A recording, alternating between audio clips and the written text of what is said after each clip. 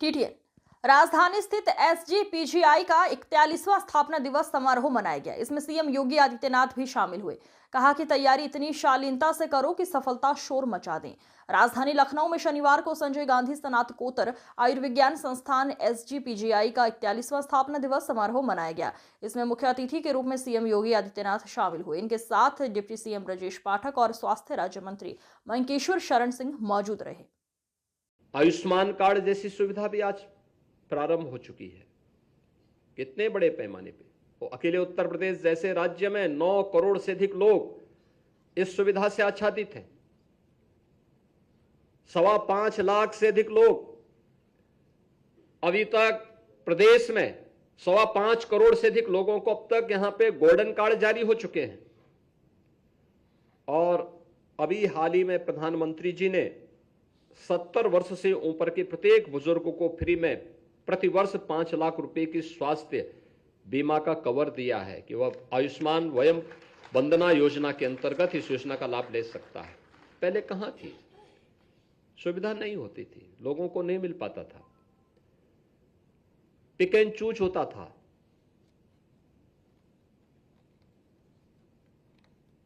मैं मुख्यमंत्री राहत कोष से ही जब पैसे देने की बात आई तो मेरे पास टाटा ट्रस्ट का जो हॉस्पिटल, टाटा ट्रस्ट से डॉक्टर राजेंद्र बड़बे मुंबई से आए।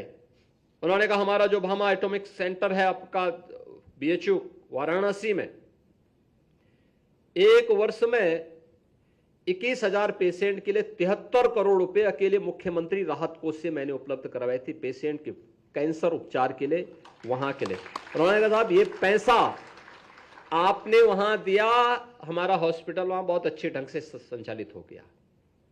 लीनियर एक्सीलरेटर की व्यवस्था के लिए उन्होंने पैसा मांगा, हमने पैसा सरकार से दिया, स्वास्थ्य विभाग ने पैसा दिया, बीएचयू में वह भी कैंसर हॉस्पिटल में स्थापित हो चुका है। हमें समय की गति से आगे जाने की आदत डालनी पड़ेगी और मुझे लगता है कि कार्य आपका होगा, मेहनत भी आपकी है, विजन भी आपका है, लेकिन एक गरीब की दुआ बहुत लगती है।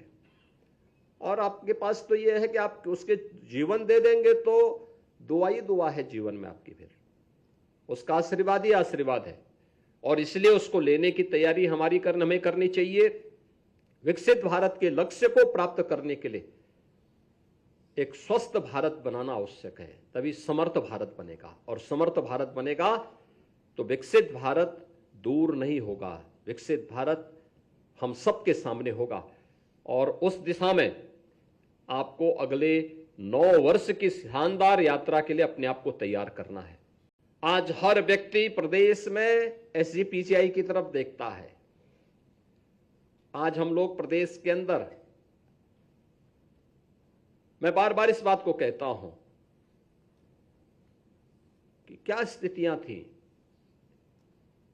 कि उत्तर प्रदेश में 1947 से लेकर के 2017 तक केवल गवर्नमेंट के स्तर पर केवल 12 मेडिकल कॉलेज खोले गए। और अकेले इस वर्ष हमने 13 गवर्नमेंट मेडिकल कॉलेज का संचालन किया इसी वर्ष, जिसमें एडमिशन हुए हैं 13 नए गवर्नमेंट मेडिकल कॉलेज। 4 अन्य को, जिसमें 3 में गवर्नमेंट पीपीपी मोड पर सपोर्ट कर रही है और 2 अन्य प्राइवेट सेक्टर में, यानी कुल 18 मेडिकल कॉलेजेस अकेले इस वर्ष उत्तर प्रदेश में खुले हैं।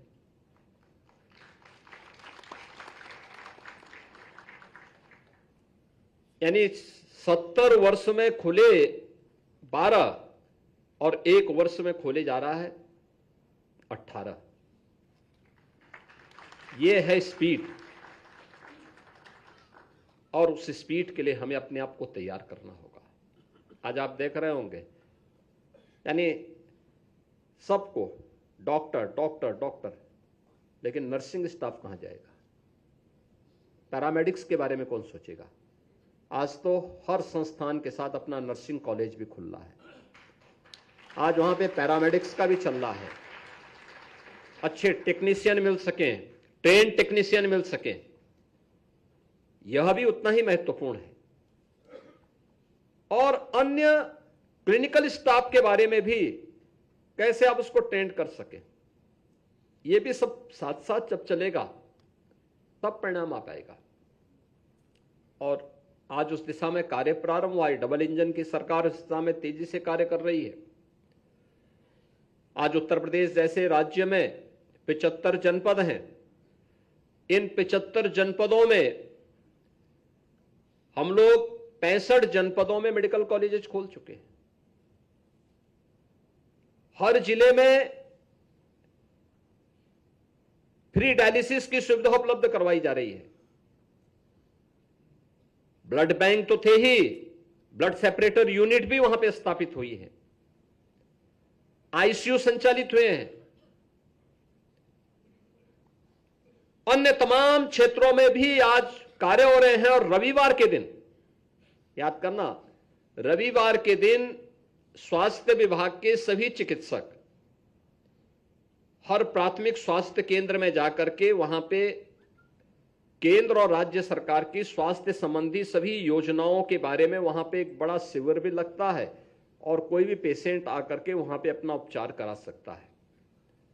और करोड़ों की संख्या में पेशेंट इससे लाभान्वित होते हैं। स्वास्थ्य के प्रति एक जागरूकता भी लोगों के मन में पैदा होती है। याद रखना, स्वास्थ्य एक सार्वभौमिक अधिकार है। हर व्यक्ति को स्वस्थ होने का अधिकार है और स्वस्थ होने का इस अधिकार से कोई व्यक्ति या कोई सरकार उसे वंचित नहीं कर सकती।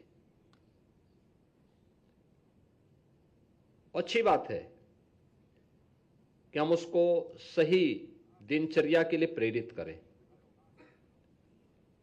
उसका रहन सहन, उसका खान पान, इन सब के लिए बोलें।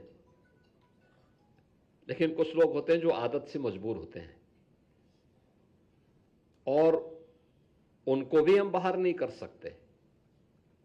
दूसरा, व्यक्ति की प्रकृति भी इस पे निर्भर करती है। पता नहीं कौन सी प्रकृति का है, तो वह व्यक्ति उसके अनुरूप ही आचरण करेगा।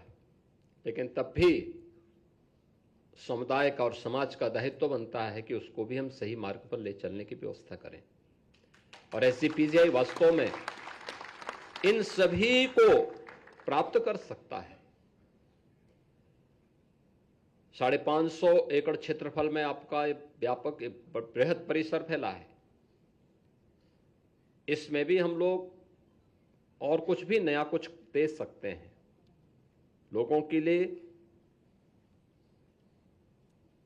स्वस्थ दिनचर्या को आगे बढ़ाने के लिए कैसे कर सकते हैं, टेक्नोलॉजी का और बेहतर उपयोग कैसे कर सकते हैं। अभी तक आप रोबोटिक्स का ही उपयोग करके सर्जरी में उसका उपयोग कर रहे हैं। हम आर्टिफिशियल इंटेलिजेंस का उपयोग मेडिकल फील्ड में और बेहतर बनाने की दिशा में कैसे कर सकते हैं, इस दिशा में अब आ गया है कि जिसका एक बड़े केंद्र के रूप में SGPGI को हमें आगे बढ़ाना है।